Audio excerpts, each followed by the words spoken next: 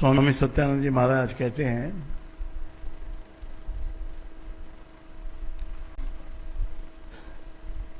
कि अध्यात्म का और भक्ति का,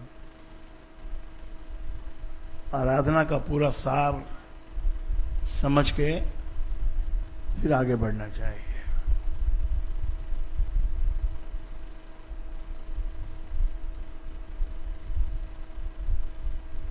इस मार्ग में आपने प्रवेश तो कर लिया है, एक कदम अंदर रख दिया है,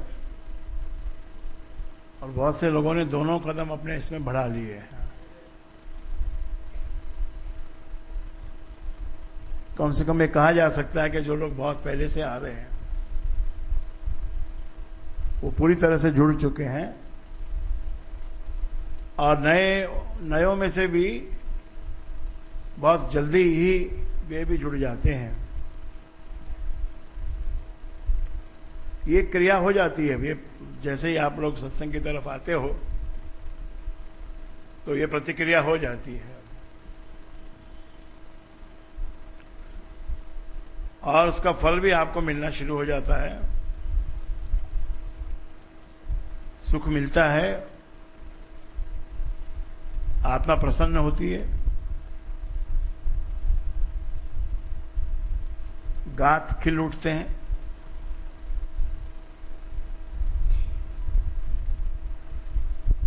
और जीवन की कठिनाइयां भी कुछ कम होने लगती हैं। परंतु फिर भी हम किसी न किसी कठिनाई में पड़ ही जाते हैं।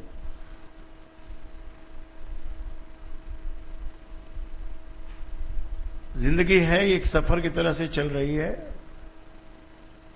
समुद्र बड़ा भारी है, भव सागर है। नौका कितनी भी बड़ी हो पर समुद्र के सामने तो छोटी ही है, और उसमें से भूल फिर हम क्या करते हैं कि उस नौका में छेद करके देखते हैं कि मैं बड़ा शाना हूं, होशियार हूं, जरा छेद करके देखूं। इस नौका में छेद करके देखता हूं कि नौका कैसे मेरी डूबती है। इसी प्रकार भक्ति के मार्ग में भी फिर हम बहुत अधिक शाणे बनने की कोशिश करते हैं।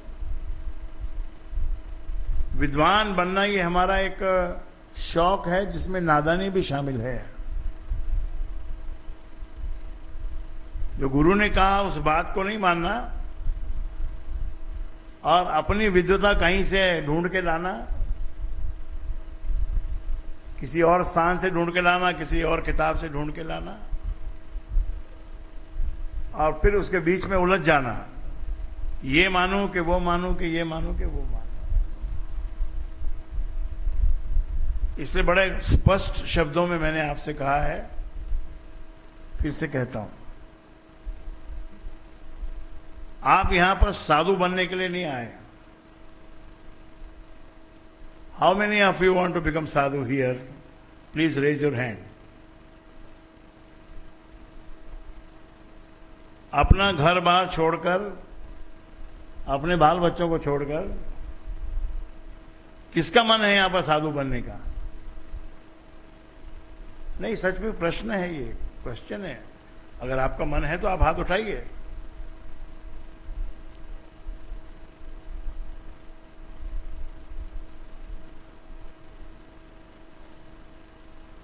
अभी तुम 75 साल की उम्र में किधर साधु बनेगा?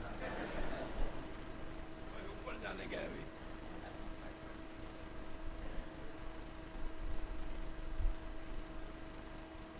ये बात को समझ लीजिए कि हम ग्रस्त हैं, और जो पहले जो व्यवस्था थी, 4 आश्रम, वो व्यवस्था बिगड़ चुकी है। उतनी लंबी आयु ही नहीं रही आदमी की कि वो 100 वर्ष जिए और 75 वर्ष तक घर में रहे, और फिर 25 वर्ष वन में रहे। जो आखिर के 25 वर्ष है वो तो प्राप्त ही नहीं है, मिलते ही नहीं है। 99% लोगों को 75 के बाद की जीवन जो आयु है वो नहीं मिलती है उनको। तो व्यवस्था तो बिगड़ गई। जिस उम्र में जाके आपको बिल्कुल सन्यासी बनना है वो तो उम्र ही नहीं है, और उससे पहले बनने का कोई चांस नहीं है। इसीलिए बड़े सहज भाव से आपको साधना करनी है। आप केवल साधना कर सकते हो, साधु नहीं बन सकते। और साधना भी कौन सी कर सकते हो? वो योगियों द्वारा बताई गई बड़ी कठिन साधना, वो भी आप नहीं कर सकते हो, क्योंकि वो भी एक प्रकार का दिखावा है, छलावा है। साधना होनी चाहिए, कठिन हो या सरल हो। तुम्हारे दिमाग में, तुम्हारे मस्तिष्क में ये बात बैठनी चाहिए कि मुझे कुछ व्रत, कुछ नियम, कोई धर्म का थोड़ा थोड़ा पालन करना है। एक व्यक्ति होता है जो किसी प्रकार का कोई व्रत नहीं करता, कोई नियम नहीं लेता, कोई धर्म नहीं करता, उसकी यहां चर्चा नहीं है। आप उस कैटेगरी से अलग हो। आपने चुन लिया है कुछ अच्छा करना, धर्म की राह पे बढ़ना, गुरु के मार्ग पे चलना। जहाज जो चलाते हैं ना, उनका क्या लक्ष्य होता है? कुछ नहीं पता चलता उनको। समुद्र चारों तरफ पानी पानी, जल ही जल दिखता है। कोई बता ही नहीं सकता कि उत्तर है कि दक्षिण है, कि पूरब है कि पश्चिम है, किस तरफ जा रहे हैं।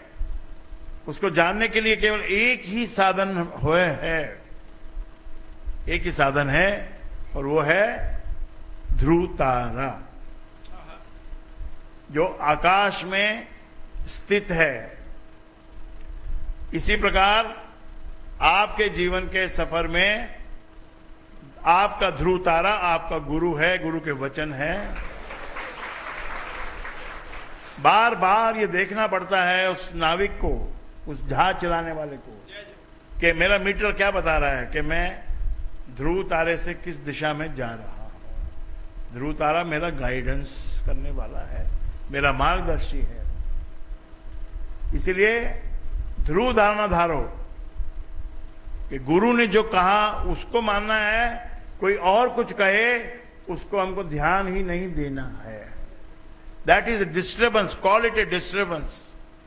If anybody else is telling you something, take it as a disturbance, not as a instruction. Ram जपो। जिस दरबार में आप आए हो, उस दरबार का प्राइम सूत्र क्या है? राम नाम से नाता जोड़ो और उससे घनिष्ठ संबंध जोड़ो। गुरु ने आपका हाथ पकड़ के आपको उस राम नाम की तरफ आपकी दिशा बना दी है।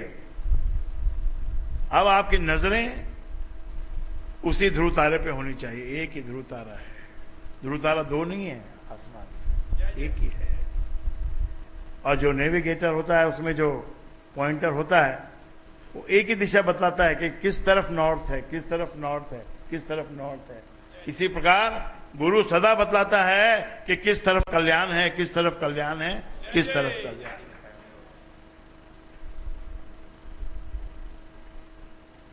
दो ही सी वस्तुएं हैं, एक भगवान और एक माया।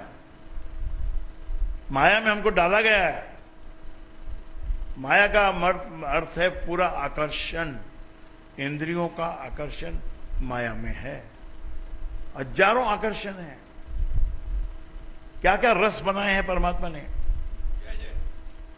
हर प्रकार के रस बनाए हैं। भोजन का रस है, बातों का रस है, रूप का रस है, रंग का रस है, खुशबू का रस है, कविताओं का रस है, और जुनून है। ये सब माया के अंग हैं। और इस माया में हमको जीना है, इस माया में रहना है हमको। साधु माया को छोड़ने की कोशिश करता है, छोड़ नहीं पाता, केवल लगता है कि उसने छोड़ दिया।